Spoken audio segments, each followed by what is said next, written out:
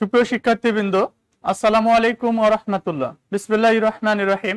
আলহামদুলিল্লাহি রাব্বিল আলামিন ওয়াল আকিবাতুল লিল মুত্তাকিন ওয়াসসালাতু ওয়াসসালামু আলা নাবিয়্যি মুহাম্মাদিন ওয়া আলিহি ওয়া সাহবিহি আজমাইন, আম্মা বাদ। সুপ্রিয় শিক্ষার্থী, আশা করি তোমরা সকলেই ভালো আছো। রাজশাহী কলেজ কর্তৃক আয়োজিত অনলাইন ক্লাসে একাদশ শ্রেণীর সকল শিক্ষার্থীদেরকে সুস্বাগতম। শিক্ষার্থী বন্ধুগণ, আমি তোমাদের সাথে আইসিটি বিষয়টি নিয়ে ক্লাস নিচ্ছি।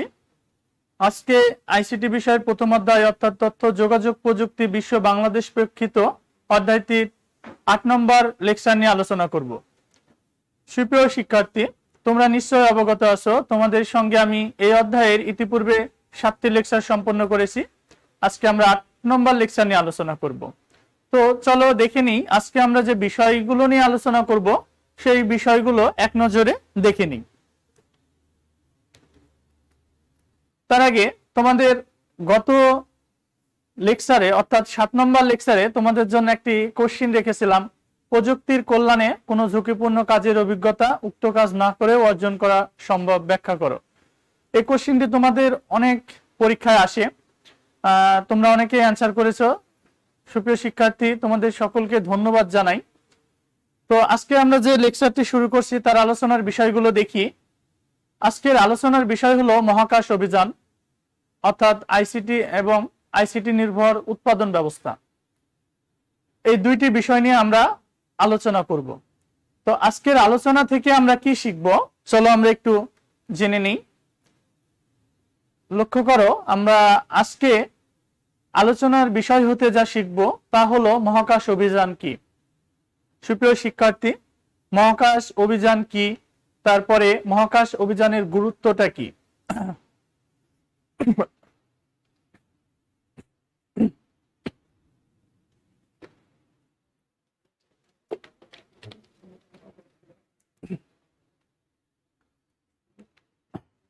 এরপরে আমরা দেখব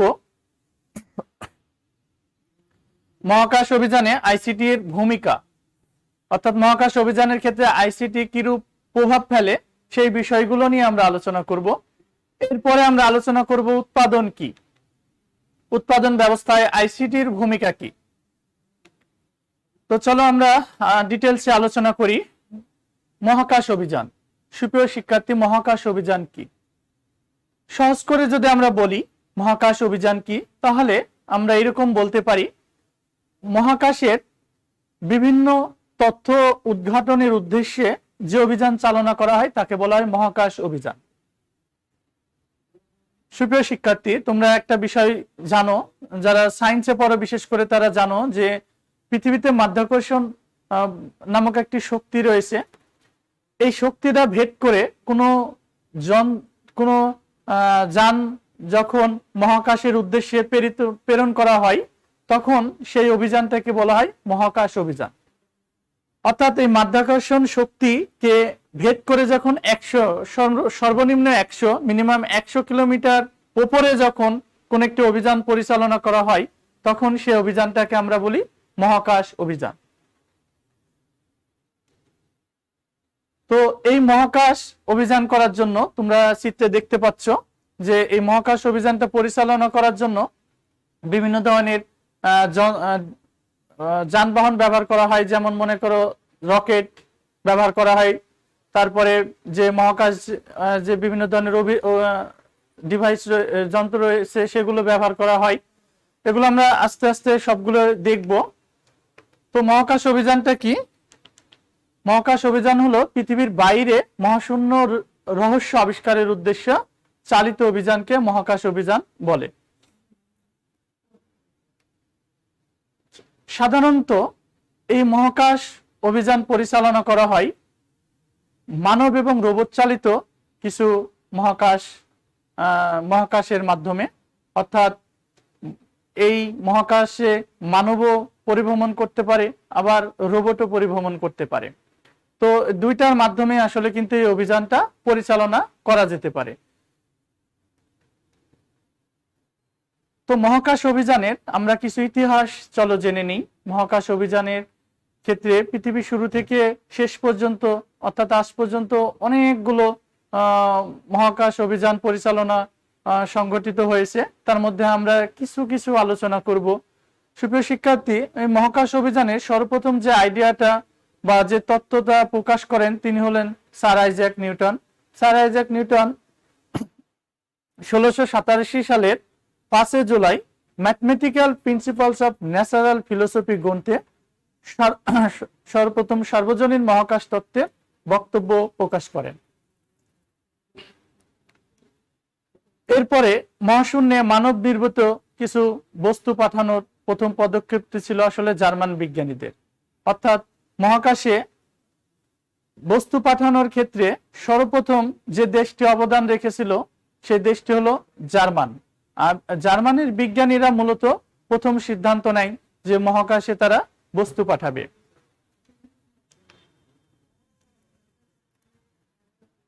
অক্টোবর 1942 সালে জার্মান বিজ্ঞানীরা রকেট V2 পরীক্ষামূলকভাবে মহাশূন্যে পাঠান। আমরা রকেটটি দেখতে পাচ্ছি চিত্রে, স্লাইডে একটা এখানে রকেট দেখতেছি। এই রকেটটির নাম হলো V2। এই V2 রকেটটি 3 অক্টোবর 1942 সালে জার্মান বিজ্ঞানীরা পরীক্ষামূলকভাবে মহাশূন্যে প্রেরণ করেন। এরপরে 4 অক্টোবর 1957 সালে সোভিয়েত ইউনিয়ন পৃথিবীর প্রথম উপগ্রহ স্পুটনিক 1 মহাকাশে প্রেরণ করেন।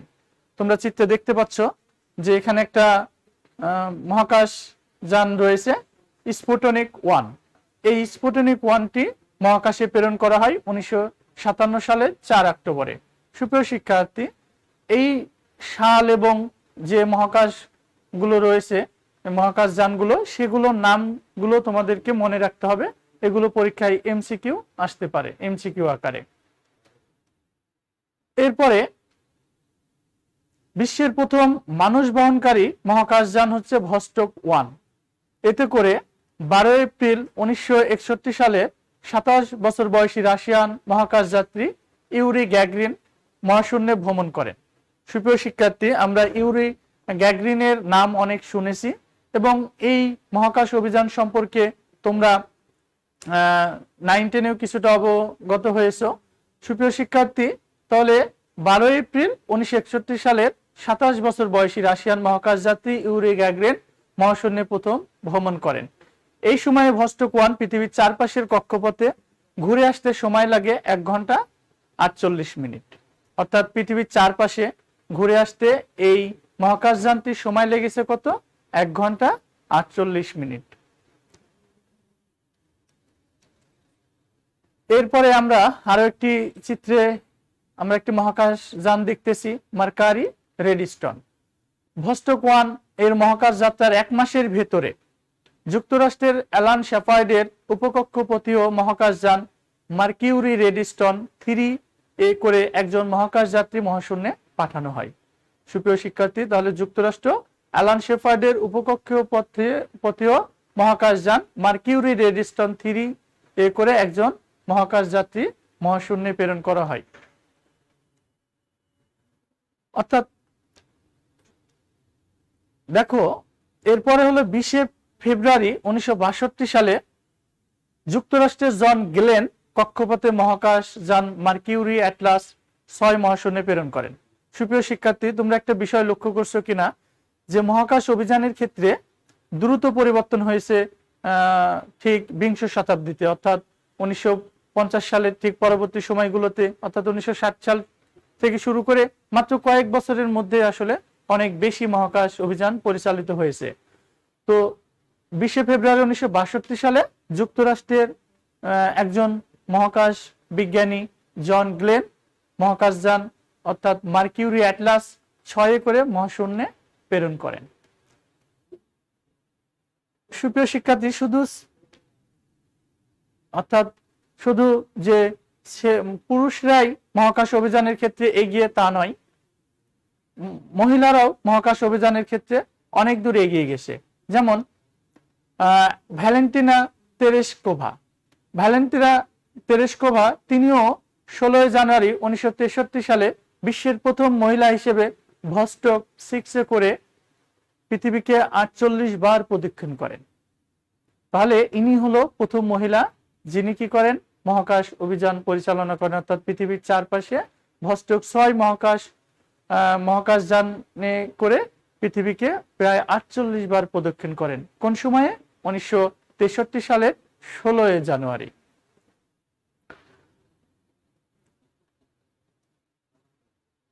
এরপরে আমরা নাম শুনেছি ছোটবেলা থেকেই, বহুবার নাম শুনেছি নীল আর্মস্ট্রং ও এডউইন অলড্রিন। আমরা এই বিজ্ঞানীগণের নাম শুনেছি, এই বিজ্ঞানীগণের অনেক ইতিহাস শুনেছি, জেনেছি। এই বিজ্ঞানীগণ চাঁদে সর্বপ্রথম অবতরণ করেন কত সালে? 20 জুলাই 1969 সালে। 20 জুলাই 1969 সালে অ্যাপোলো 11 করে সর্বপ্রথম নীল আর্মস্ট্রং ও এডউইন অলড্রিন চাঁদে পা রাখেন এবং তারা চাঁদ থেকে মানে যে বিভিন্ন ধরনের তথ্য, সেই তথ্যগুলো আসলে পৃথিবীতে প্রেরণ করেন। এরপরে 1970 সালে ভ্যানেরা 7 করে শুক্র গ্রহ অবতরণ করে সরাসরি সেখান থেকে 23 মিনিট যাবত পৃথিবীতে তথ্য প্রেরণ করেন।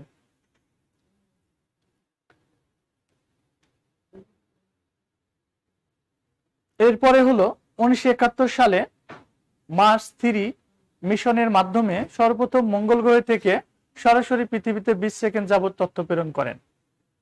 কত সালে? 1971 সালে। কি মহাকাশ যানে করে? মার্স 3 মিশনের মাধ্যমে সর্বপ্রথম মঙ্গল গ্রহ থেকে সরাসরি পৃথিবীতে 20 সেকেন্ড যাবত তথ্য প্রেরণ করেন।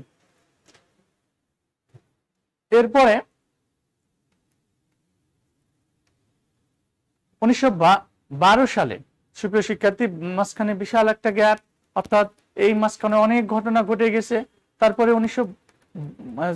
2012 সালে মার্কিন যুক্তরাষ্ট্রের মহাকাশ গবেষণা সংস্থা নাসা, তোমরা নাসা নাম অনেকেই শুনেছো, এটা হলো কি আমেরিকার একটা মহাকাশ গবেষণার যে প্রতিষ্ঠান, সেই প্রতিষ্ঠানটার নাম হলো কি নাসা, অর্থাৎ national aeronautical and space administration.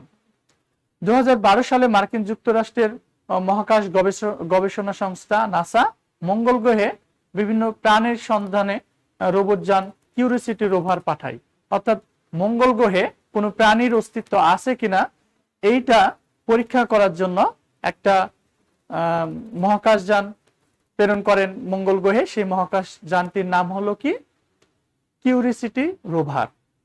এইটার মাধ্যমে আসলে মঙ্গল গ্রহের বিভিন্ন তথ্যগুলো সংগ্রহ করা হয়েছে, কোনো প্রাণীর অস্তিত্ব আছে কিনা। এটি মঙ্গল গ্রহে নাসার প্রেরিত 4র্থ রোবট যান, অর্থাৎ এই মহাকাশ যানটি পরিচালনা করা হয়েছে একটা রোবটের সাহায্যে। এই রোবট যানটির ওজন প্রায় 1 টন। 9 মাস সময় নিয়ে মহাকাশে 57 কোটি কিলোমিটার পথ পাড়ি দিয়ে এটি পৃথিবী থেকে মঙ্গল গ্রহে পৌঁছায়। সুপ্রিয় শিক্ষার্থী, বিশাল একটি দূরত্ব, অর্থাৎ প্রায় 57 কোটি কিলোমিটার। এই কিলোমিটার পথ পাড়ি দিয়ে পৃথিবী থেকে মঙ্গল গ্রহে পৌঁছাইছে কিউরিওসিটি রোভার মহাকাশ যানটি। সুপ্রিয় শিক্ষার্থী, এই যে আমরা মহাকাশ অভিযানটি পরিচালনা করছি এবং এই মহাকাশ অভিযানের মধ্য দিয়ে আমরা কি কি ভূমিকা পালন করছি, অর্থাৎ মহাকাশ অভিযানের মধ্য দিয়ে আমরা কি কি তথ্য বা কি কি বিষয় শিখেছি, সেই বিষয়গুলো নিয়ে একটু আমরা আলোচনা করি। সুপ্রিয় শিক্ষার্থী, মহাকাশ অভিযান এবং কৃত্রিম উপগ্রহের সাহায্যে আমরা সৌরজগৎ সম্পর্কে বিভিন্ন ধরনের তথ্য সংগ্রহ করতে পেরেছি। অর্থাৎ এই যে আমরা এখন সৌরজগৎ সম্পর্কে যত তথ্য জানি, এর মূল অবদানটাই হলো মহাকাশ অভিযান। মহাকাশ অভিযানের ফলেই মূলত এটা সম্ভব হয়েছে। এছাড়াও মহাকাশ অভিযানের মাধ্যমে আমাদের যে নক্ষত্রগুলো রয়েছে, যে ধূমকেতুগুলো রয়েছে, সেগুলো সম্পর্কে আমরা তথ্য সংগ্রহ করতে সক্ষম হয়েছি।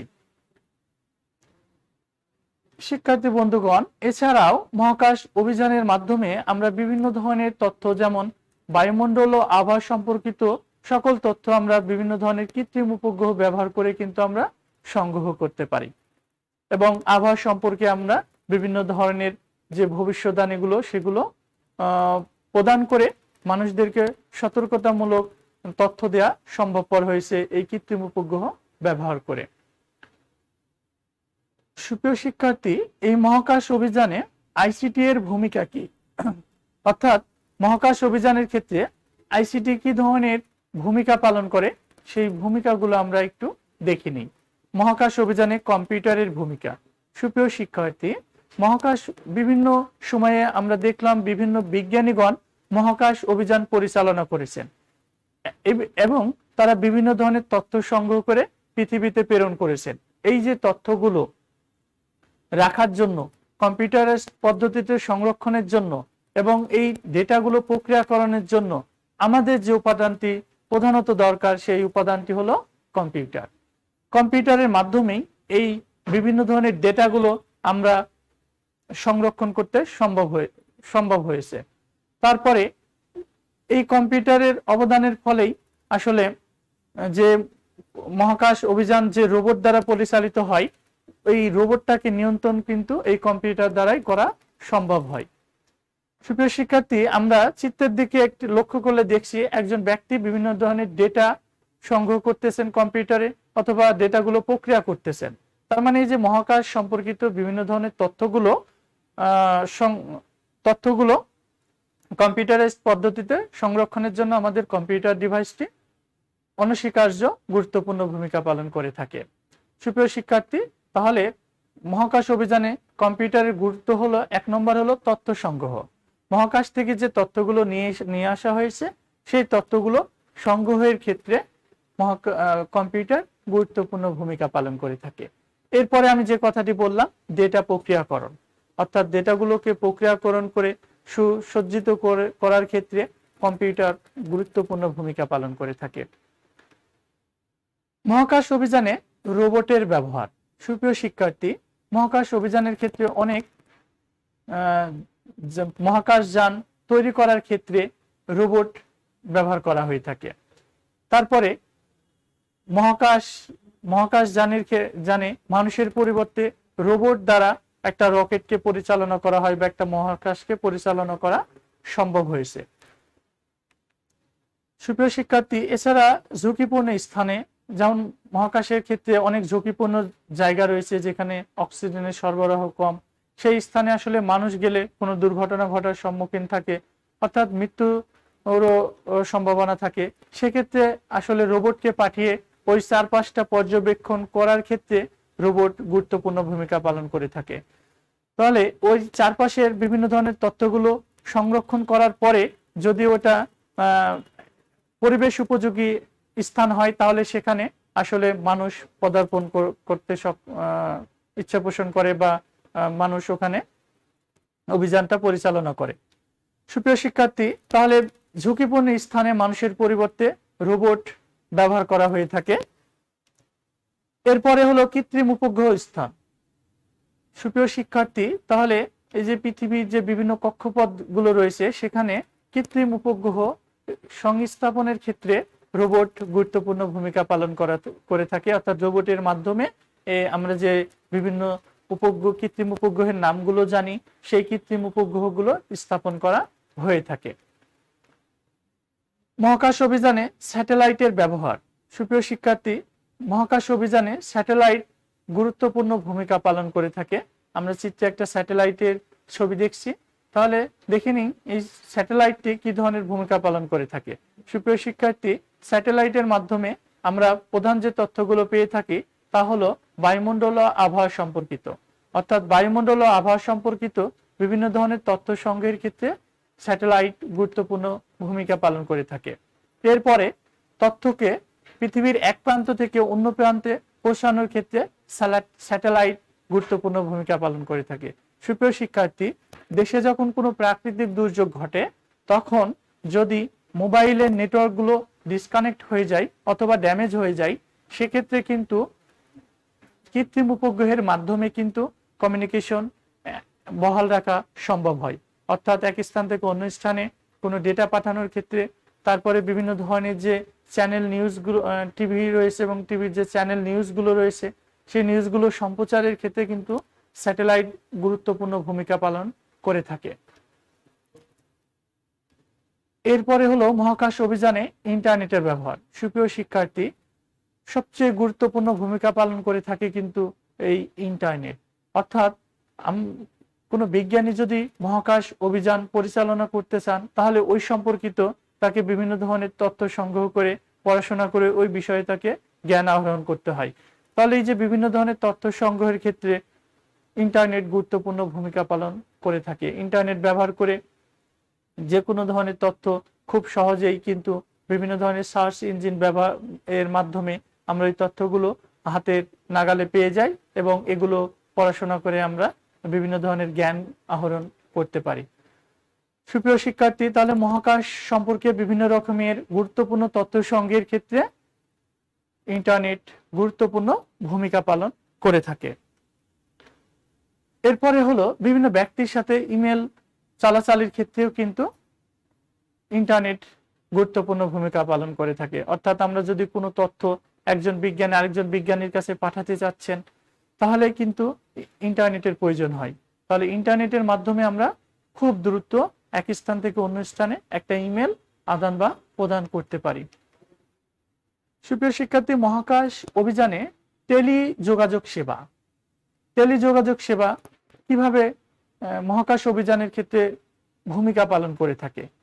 সুপ্রিয় শিক্ষার্থী, তোমরা একটা বিষয় লক্ষ্য করো, অনেক সময় একটা গ্রুপ, বিজ্ঞানীদের একটা গ্রুপ যখন কোনো একটি মহাকাশ অভিযান পরিচালনা করেন, তখন তাদের মধ্যে অনেক সময় বিভিন্ন বিষয় নিয়ে আলোচনা করার প্রয়োজন হয়। সেক্ষেত্রে তারা দূরবর্তী স্থানে অবস্থান করেও একটা বিষয় নিয়ে তারা একে অপরের সঙ্গে আলোচনা করে একটা ফলপ্রসূ সিদ্ধান্ত গ্রহণ করতে পারে বা বিভিন্ন বিষয় সম্পর্কে একে অপরকে বিভিন্ন ধরনের তথ্য আদান বা প্রদান করতে পারে।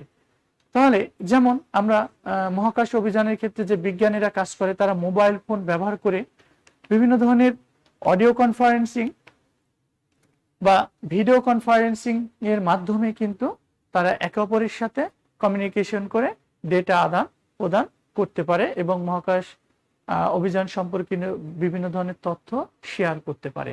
সুপ্রিয় শিক্ষার্থী, তোমরা অডিও কনফারেন্সিং বলতে এই টপিকসটা আমি ইতিপূর্বে পড়ে এসেছি। অডিও কনফারেন্সিং হলো কি? অডিও কনফারেন্সিং হলো যে অর্থাৎ মোবাইল ফোনের মাধ্যমে একে অপরের সাথে একে অপরকে না দেখে কথোপকথন করার প্রক্রিয়া। আর ভিডিও কনফারেন্সিং হলো কি?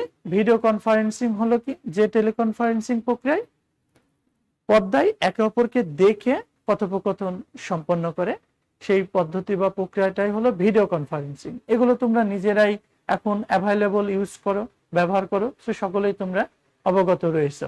তাহলে মহাকাশ অভিযানের ক্ষেত্রেও কিন্তু টেলিযোগাযোগ ব্যবস্থা গুরুত্বপূর্ণ ভূমিকা পালন করে থাকে। সুপ্রিয় শিক্ষার্থী, তোমাদের মাথায় একটি কোশ্চেন হয়তো কাজ করতেছে যে আমরা এই যে বিষয়গুলো পড়তেছি, এগুলো থেকে কি টাইপের কোশ্চেন গুলো আসলে হয়ে থাকে। সুপ্রিয় শিক্ষার্থী, এই টাইপে যেমন এই রূপে কোশ্চেন হতে পারে, মহাকাশ অভিযানে টেলিযোগাযোগ সেবার ভূমিকা বর্ণনা করো। মহাকাশ অভিযানের ক্ষেত্রে আমরা একটু আগে পড়লাম ইন্টারনেট। মহাকাশ অভিযানের ক্ষেত্রে ইন্টারনেটের গুরুত্ব বা ভূমিকা বর্ণনা করো। তারপর মহাকাশ অভিযানের ক্ষেত্রে রোবট কি ধরনের ভূমিকা পালন করে ব্যাখ্যা করো। এইরকম ভাবে বিভিন্ন ধরনের কোশ্চেন পরীক্ষায় আসতে পারে। তো তোমরা একটু এগুলো মনোযোগ দিয়ে দেখবে আশা করি। এরপরে বাংলাদেশ মহাকাশের ক্ষেত্রে কি ধরনের ভূমিকা পালন করেছে আমরা একটু দেখে নিই, চলো। সুপ্রিয় শিক্ষার্থী, তোমরা চিত্রে একটি স্যাটেলাইট বা কৃত্রিম উপগ্রহ দেখতে পাচ্ছ। সুপ্রিয় শিক্ষার্থী, আমাদের গর্বের বিষয় হলো এইটা হলো আমাদের নিজস্ব স্যাটেলাইট। অর্থাৎ আমাদের মাননীয় প্রধানমন্ত্রী শেখ হাসিনার নেতৃত্বে আমাদের এই যে স্যাটেলাইটটি আসলে আমাদের তৈরি করা সম্ভব হয়েছে এবং অলরেডি এই স্যাটেলাইটটি অ্যাক্টিভ অবস্থায় রয়েছে। এই স্যাটেলাইটটি উৎক্ষেপণের মধ্যে দিয়ে বাংলাদেশ তথ্য যোগাযোগ প্রযুক্তির ক্ষেত্রে বা পৃথিবীতে একটি অন্যতম স্থান দখল করতে সক্ষম হয়েছে। সুপ্রিয় শিক্ষার্থী, বঙ্গবন্ধু স্যাটেলাইটের নামটি হলো কি? বঙ্গবন্ধু স্যাটেলাইট 1। এই বঙ্গবন্ধু স্যাটেলাইট 1 হচ্ছে বাংলাদেশের প্রথম ভূসমলয় বা ভূস্থির যোগাযোগ কৃত্রিম উপগ্রহ। অর্থাৎ সুপ্রিয় শিক্ষার্থী, এর আগে কিন্তু আমাদের দেশের কোনো কৃত্রিম উপগ্রহ বা স্যাটেলাইট ছিল না। তাহলে এটাই এই বঙ্গবন্ধু স্যাটেলাইট একই হলো বাংলাদেশের প্রথম কৃত্রিম উপগ্রহ বা স্যাটেলাইট। সুপ্রিয় শিক্ষার্থী, এই স্যাটেলাইটটি সম্পর্কে আমরা বিভিন্ন ধরনের তথ্য জেনে নিই। চলো সুপ্রিয় শিক্ষার্থী, এই স্যাটেলাইটটির ওজন হলো 3.7 টন, অর্থাৎ অনেক ওজনের একটা ডিভাইস এই স্যাটেলাইটটি। বঙ্গবন্ধু স্যাটেলাইটটি তৈরি করার দায়িত্ব দেওয়া হয় ফ্রান্সের প্রতিষ্ঠান থ্যালেস অ্যালেনিয়া স্পেস নামক কোম্পানিকে, এবং উৎক্ষেপণের দায়িত্ব দেওয়া হয় স্পেস এক্সকে। সুপ্রিয় শিক্ষার্থী, তাহলে এই বঙ্গবন্ধু 1 স্যাটেলাইটটি তৈরি করার দায়িত্ব নেন হলো ফ্রান্সের প্রতিষ্ঠান, নাম হলো থ্যালেস অ্যালোনিয়া স্পেস, এবং এটা উৎক্ষেপণের জন্য দায়িত্ব দেওয়া হয় কাকে? স্পেস এক্সকে। এরপরে 11 মে 2018 তারিখ স্পেস এক্স যুক্তরাষ্ট্রের ফ্লোরিডায় অবস্থিত কেনেডি স্পেস সেন্টার থেকে ফ্যালকন 9 ব্লক 5 রকেটে করে বঙ্গবন্ধু স্যাটেলাইট 1 উৎক্ষেপণ করা হয়।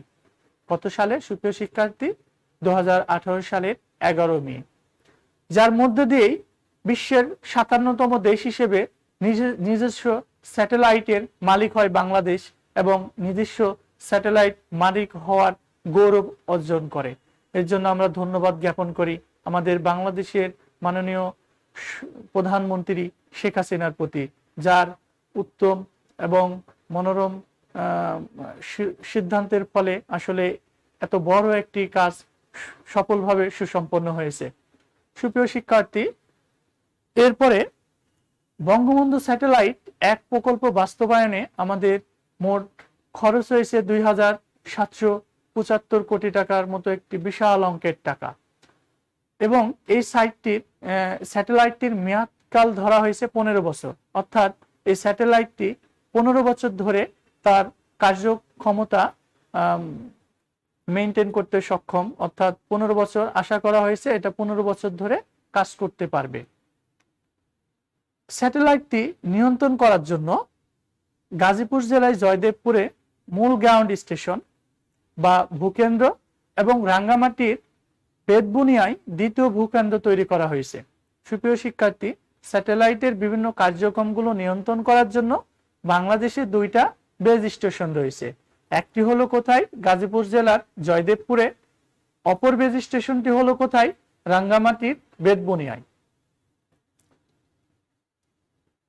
বঙ্গবন্ধু স্যাটেলাইট থেকে আমরা বিভিন্ন ধরনের সুবিধা পেয়ে থাকি, তার মধ্যে আমরা 3টা সুবিধা নিয়ে আলোচনা করব। সুপ্রিয় শিক্ষার্থী, এছাড়াও আরো অনেক সুবিধা রয়েছে, তোমরা বাসায় একটু বই থেকে দেখে নিও। এই স্যাটেলাইটের সাহায্যে ডিটিএইচ বা direct to home multiplexed digital television, radio এবং সংশ্লিষ্ট ডেটা যা সরাসরি খুব ছোট রেডিও অ্যান্টেনাগুলোতেও সরবরাহ করা যায়। সুপ্রিয় শিক্ষার্থী, এই স্যাটেলাইটটি আবিষ্কারের মধ্য দিয়ে আমাদের দেশে অনেক যে টিভি চ্যানেলগুলো রয়েছে তারা তাদের অনুষ্ঠানগুলো সম্প্রচার করছে এই স্যাটেলাইটটি ব্যবহার করে। এছাড়াও যে বিভিন্ন ধরনের রেডিও স্টেশনগুলো রয়েছে তারাও কিন্তু তাদের অনুষ্ঠানগুলো সম্প্রচার করছেন এই স্যাটেলাইটটি ব্যবহার করে। এর ব্যান্ডউইথ ও ফ্রিকোয়েন্সি ব্যবহার করে প্রত্যন্ত অঞ্চলে ইন্টারনেট ও ব্যাংকিং সেবা, টেলিমেডিসিন ও দূরনিয়ন্ত্রিত শিক্ষা ব্যবস্থা প্রসারেও ব্যবহার করা যাবে। সুপ্রিয় শিক্ষার্থী, আমাদের এখন আমরা লক্ষ্য করলে দেখি যে প্রত্যন্ত অঞ্চল যেখানে আসলে মানে খুব প্রত্যন্ত অঞ্চল থেকেও আসলে ইন্টারনেট ব্যবহার করা যায়। আমরা লক্ষ্য করে দেখেছি যে বাংলাদেশের অত্যন্ত নিম্ন বা প্রত্যন্ত অঞ্চল যেগুলোকে আমরা বলে থাকি সেখান থেকেও এখন আসলে ইন্টারনেটের সুবিধা পাওয়া সম্ভব হয়েছে। সুপ্রিয় শিক্ষার্থী, বড় প্রাকৃতিক দুর্যোগের সময় মোবাইল নেটওয়ার্ক অচল হয়ে পড়ে। অনেক সময় দেখা গেল কি, যেমন আমাদের দেশে বিভিন্ন সময় বিভিন্ন ধরনের ঘূর্ণিঝড় বা জলোচ্ছ্বাসের কারণে দেখা গেল কি যে নেটওয়ার্ক ব্যবস্থা, মোবাইল নেটওয়ার্ক ব্যবস্থা একটা মানে নষ্ট হয়ে যায়। সেক্ষেত্রে যোগাযোগ করার জন্য আসলে কৃত্রিম উপগ্রহ বা স্যাটেলাইট খুবই গুরুত্বপূর্ণ ভূমিকা পালন করে থাকে, এবং এই কৃত্রিম উপগ্রহ ব্যবহার করে ওই যে দুর্যোগ প্রবণ এলাকাগুলোতে আসলে বিভিন্ন ধরনের তথ্য সরবরাহ করা সম্ভব হয়, তাদেরকে সতর্কতামূলক, তারপরে বিভিন্ন সেবা দানমূলক বিভিন্ন ধরনের তথ্য প্রদান করার জন্য এই স্যাটেলাইট গুরুত্বপূর্ণ ভূমিকা পালন করে থাকে। সুপ্রিয় শিক্ষার্থী, এই যে আমরা মহাকাশ অভিযান সম্পর্কিত শিখলাম, এই সম্পর্কে আমরা আসলে কিছু কোশ্চেন আমরা দেখে নিই। সুপ্রিয় শিক্ষার্থী দেখো, প্রশ্ন 1, কিউরিওসিটি নামক মহাকাশ কোন গ্রহে পাঠানো হয়েছে? তাহলে কিউরিওসিটি নামক মহাকাশ অভিযান কোন গ্রহে পাঠানো হয়েছে? ক নম্বর হলো মঙ্গল গ্রহে, খ নম্বর হলো বুধ, গ নম্বর হলো বৃহস্পতি, ঘ নম্বর হলো শনি। সুপ্রিয় শিক্ষার্থী, তাহলে আমরা একটু আগে আলোচনা করলাম কিউরিওসিটি রোভার যে মহাকাশ যান, এই মহাকাশ যানটি কোন গ্রহে পাঠানো হয়েছে? মঙ্গল গ্রহে পাঠানো হয়েছে। সুপ্রিয় শিক্ষার্থী, তোমাদের জন্য 2 নম্বর কোশ্চেনটি হলো, কোথায় স্পেস স্টেশন স্থাপিত হয়েছে? ক নম্বর সূর্যের কক্ষপথে, খ নম্বর হলো মঙ্গল গ্রহে, গ নম্বর হলো পৃথিবীতে, ঘ নম্বর হলো পৃথিবীর কক্ষপথে। তাহলে কোথায় স্পেস স্টেশন স্থাপিত হয়েছে? সুপ্রিয় শিক্ষার্থী, সঠিক উত্তরটি হবে ঘ নম্বর, পৃথিবীর কক্ষপথে। চলো আরো একটি কোশ্চেন আমরা দেখে নিই। চন্দ্রে অবতরণকারী প্রথম মনুষ্যবাহী মহাকাশযানের নাম কি? সুপ্রিয় শিক্ষার্থী, একটু আগে আমরা বিষয়টি নিয়ে আলোচনা করলাম। তো আমরা ক নম্বরে বলতেছি কি অ্যাপোলো 11, খ নম্বরে হলো স্পুটনিক 2, ঘ নম্বর হলো স্পুটনিক 1, ঘ নম্বর হলো লোনা 9। তাহলে সঠিক উত্তরটি হবে কোনটা? অ্যাপোলো 11। এছাড়া আরো কিছু প্রশ্ন রয়েছে, একক কাজের প্রশ্ন, যেমন মহাকাশ অভিযান কি? তোমরা এটা পড়বে বাসায় এবং এটা উত্তর করার চেষ্টা করবে। তোমাদের জন্য সবার উদ্দেশ্যে আরেকটি কোশ্চেন থাকতেছে, মহাকাশ অভিযানের গুরুত্ব ব্যাখ্যা করো। অর্থাৎ মহাকাশ অভিযান কি ধরনের গুরুত্বপূর্ণ ভূমিকা পালন করে সেগুলো ব্যাখ্যা করবে।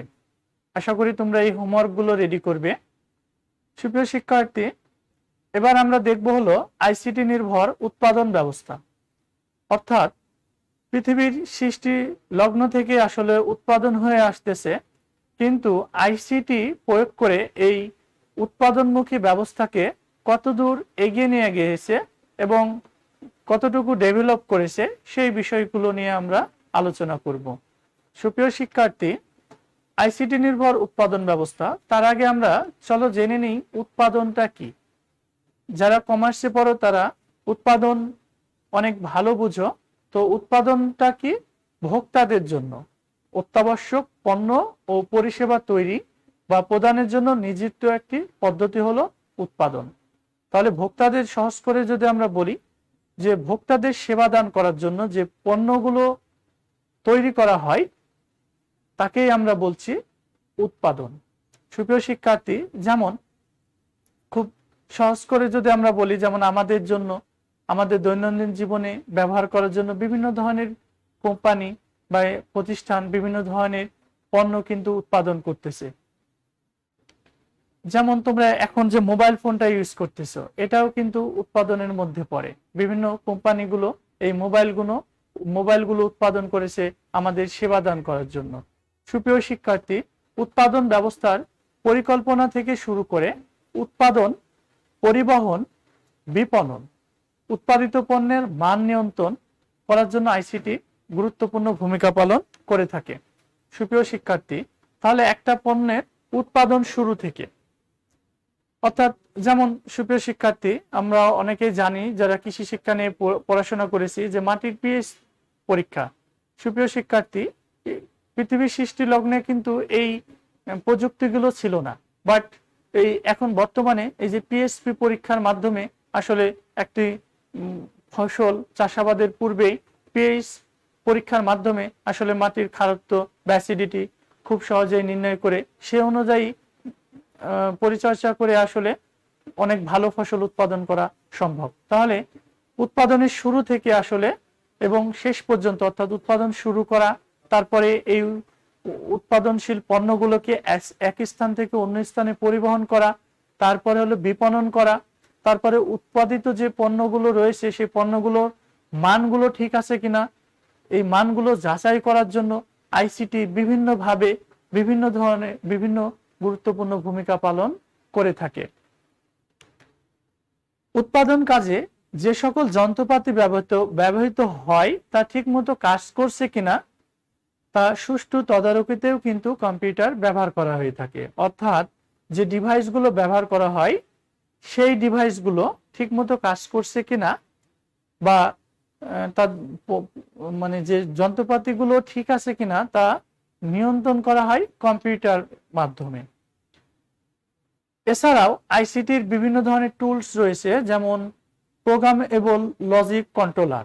এই প্রোগ্রামেবল লজিক কন্ট্রোলার ব্যবহার করে উৎপাদন ব্যবস্থার বিভিন্ন যন্ত্রপাতিকে স্বয়ংক্রিয় করা সম্ভব হয়েছে। অর্থাৎ এখন আধুনিক যে শিল্প প্রতিষ্ঠানগুলো রয়েছে সেগুলোতে অটোমেটিক পদ্ধতি সাহায্যে বিভিন্ন ধরনের প্রোডাক্ট তৈরি করা সম্ভব হচ্ছে এখন। অর্থাৎ ম্যানুয়াল কোনো স্পর্শ ছাড়াই অটোমেশন পদ্ধতিতে বিভিন্ন ধরনের পণ্য তৈরি করা সম্ভব হচ্ছে। সুপ্রিয় শিক্ষার্থী, উৎপাদন ব্যবস্থা নির্ভর আইসিটির ভূমিকা, অর্থাৎ এই উৎপাদনমুখী ব্যবস্থায় আইসিটি কি ধরনের গুরুত্বপূর্ণ ভূমিকা পালন করে থাকে আমরা একটু চলো দেখে নিই। সুপ্রিয় শিক্ষার্থী, উৎপাদন ব্যবস্থায় টেলিযোগাযোগ সেবা, অর্থাৎ আমরা টেলিযোগাযোগ অর্থাৎ মোবাইল ফোন ব্যবহার করে আমরা কৃষি বিষয়ক বিভিন্ন ধরনের তথ্য একজন আরেকজনের মাধ্যমে কিন্তু জানতে পারে। অর্থাৎ কোনো তথ্য দরকার, মোবাইল ফোনের মাধ্যমে যে কৃষি হেল্পলাইন রয়েছে, সেখান যে কৃষি অধিদপ্তর রয়েছে, সেখান থেকে কিন্তু যে কেউ চাইলে যে কোনো বিষয়ে তথ্য সংগ্রহ করে সে অনুযায়ী বিভিন্ন ধরনের ফসল উৎপাদন করতে পারে। এছাড়াও মোবাইল ফোনের মাধ্যমে তারা ইন্টারনেট ব্যবহার করে তারা কৃষি বিষয়ক বিভিন্ন ধরনের তথ্য সংগ্রহ করে সেই অনুযায়ী চাষাবাদ করে ভালো ফসল উৎপাদন করতে তথ্য যোগাযোগ প্রযুক্তি গুরুত্বপূর্ণ ভূমিকা পালন করে থাকে। সুপ্রিয় শিক্ষার্থী, আমাদের দেশে যে শিল্প প্রতিষ্ঠানগুলো রয়েছে, হোক সেটা বৃহৎ না মাঝারি কিংবা ক্ষুদ্র, শিল্পগুলোতে বিভিন্ন পর্যায়ে বিভিন্ন ব্যক্তির সাথে যোগাযোগের জন্য টেলিযোগাযোগ ব্যবস্থা গুরুত্বপূর্ণ ভূমিকা পালন করে থাকে। অর্থাৎ যদি তুমি একটা প্রতিষ্ঠান দিয়েছো, তোমার কিছু তথ্য জানার দরকার, তুমি অন্য একটি প্রতিষ্ঠানে যে ওই কাজটি জানে তার কাছ থেকে তুমি মোবাইল ফোনের মাধ্যমে তুমি কথা বলে সেই তথ্যটা তুমি অনায়াসেই জানতে পারো। বা তোমার কোম্পানিতে বা শিল্প কারখানায় কোনো একটি পার্টসের বা ডিভাইসের সমস্যা হয়েছে, তুমি একজন দক্ষ ইঞ্জিনিয়ারের পরামর্শ নিতে পারো তুমি এই মোবাইল ফোন ব্যবহার করে।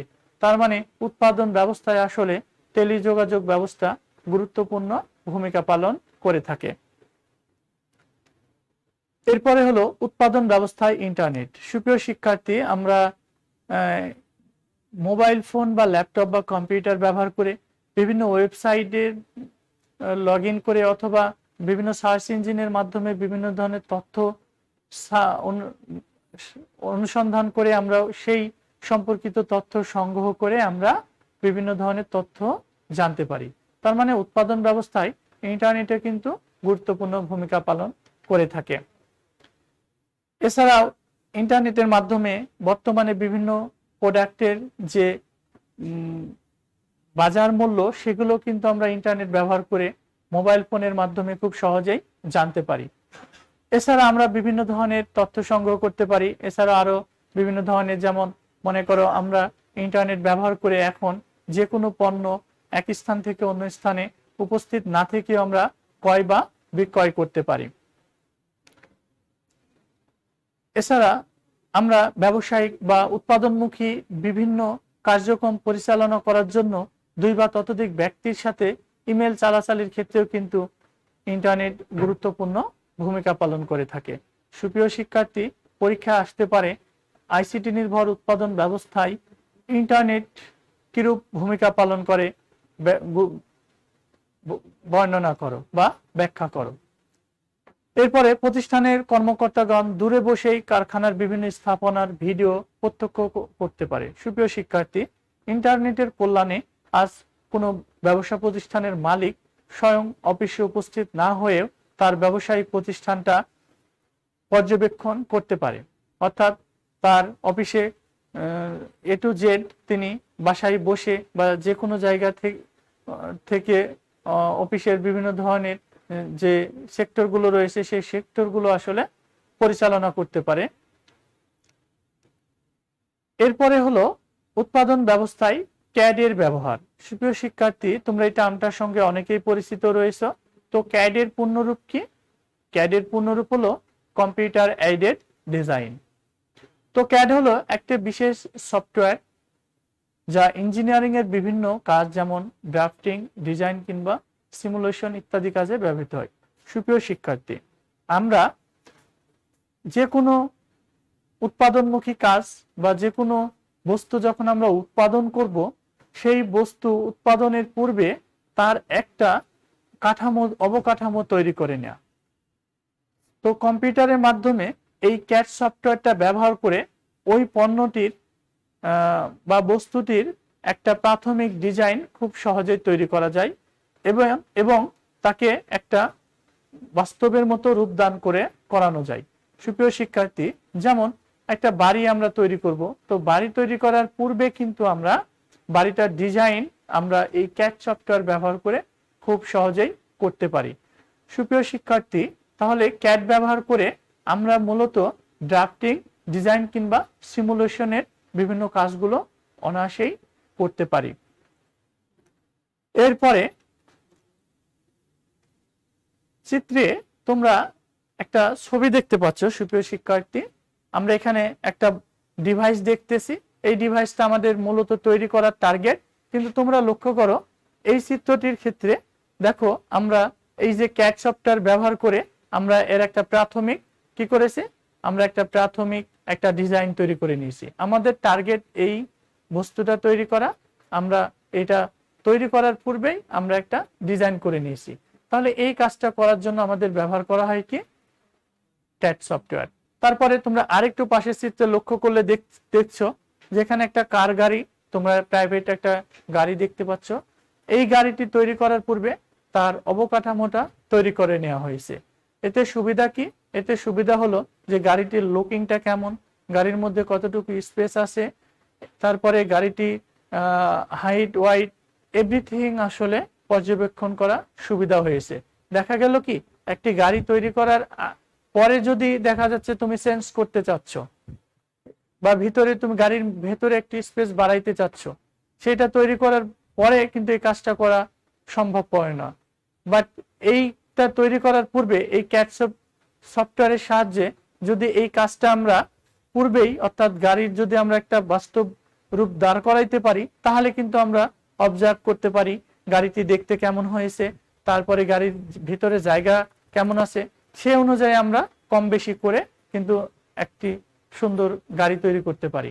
সুপ্রিয় শিক্ষার্থী, তার মানে আমরা দেখলাম হলো যে বিভিন্ন উৎপাদনমুখী ব্যবস্থায় আইসিটি গুরুত্বপূর্ণ ভূমিকা, অর্থাৎ আইসিটির ক্ষেত্রে ক্যাড নামক যে সফটওয়্যার রয়েছে সেই সফটওয়্যারটি গুরুত্বপূর্ণ ভূমিকা পালন করছে। সুপ্রিয় শিক্ষার্থী, এই সফটওয়্যারের মাধ্যমে একজন ডিজাইনার খুব সহজেই যে কোনো বিষয়ের একটা ডিজাইন তৈরি করতে পারে।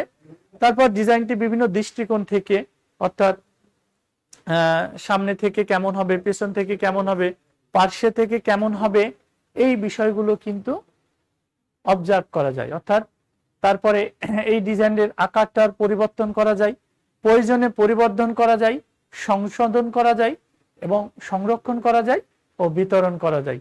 সুপ্রিয় শিক্ষার্থী, তাহলে যে কথাগুলো আমি বললাম, ক্যাড সফটওয়্যার ব্যবহার করে একজন ডিজাইনার খুব সহজেই এই কাজগুলো সহজেই করতে পারে। এরপরে হলো উৎপাদনমুখী ব্যবস্থায় সিএই এর ব্যবহার, অর্থাৎ সিএই অর্থাৎ কম্পিউটার এইডেড ইঞ্জিনিয়ারিং কি ধরনের ভূমিকা পালন করে সেই বিষয়টা আমরা একটু দেখে নিই। সুপ্রিয় শিক্ষার্থী, তাহলে সিএই এর পূর্ণরূপ হলো কম্পিউটার এইডেড ইঞ্জিনিয়ারিং।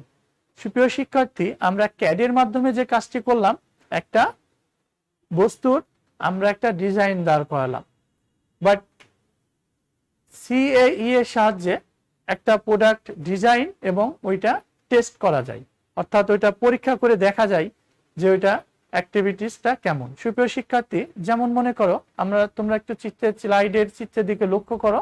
দেখো আমরা একটা ব্রিজ তৈরি করতে চাচ্ছি, তাহলে এই ব্রিজটা আমরা এখানে ডিজাইন করেছি, তাই না? এখন এই ডিজাইন একটা আমরা যখন ব্রিজ তৈরি করব, তো এই ব্রিজটা আসলে কতটুকু লোড নিতে পারবে, কত ওজনের গাড়ি গেলে ব্রিজটি ভেঙে পড়বে। তো সাপোজ মনে করো একটা ব্রিজ তৈরি করার পরে আমরা ব্রিজ তৈরি করব যেটা মনে করো 500 টন ওজন বহন করতে পারে। তো দেখা গেল কি আমরা ব্রিজ তৈরি করার পরে দেখলাম যে 500 টন ওজন দিয়ে ভেঙে গেল, তাহলে কিন্তু এটা অনেক সময় দেখা যাচ্ছে যে প্রাণহানিও ঘটতে পারে।